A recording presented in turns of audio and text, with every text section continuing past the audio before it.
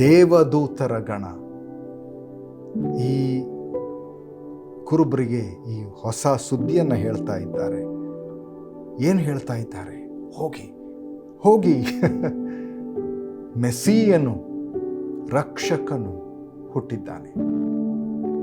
ಏನು, ಹೇಗೆ ಅದನ್ನು ನೀವು ಕಂಡುಹಿಡಿಬೋದು?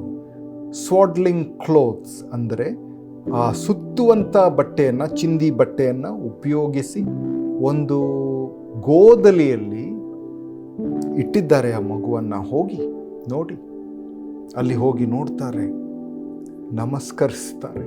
ಎಂಥ ಸಂತೋಷ! ದೇವರು ಮನುಷ್ಯಾವತಾರವೆತ್ತಿ ಬಂದಾಗ ಆಹ್ವಾನ ಪತ್ರ ಬಂದಿದ್ದು ಕುರುಬರಿಗೆ.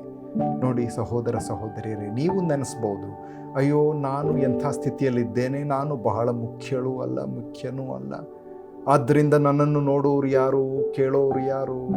ಇಲ್ರಿ, ದೇವರಿಗೆ ಸಾಮಾನ್ಯರು ಬೇಕು. ಈ ಮಾನವೀಯತೆಯನ್ನು ಅಂಗೀಕರಿಸಿದಂಥ ಕರ್ತಾಧಿಕರ್ತನು, ಗೋದಲಿಯಲ್ಲಿ ಮಲಗಿದ ಕೂಸು,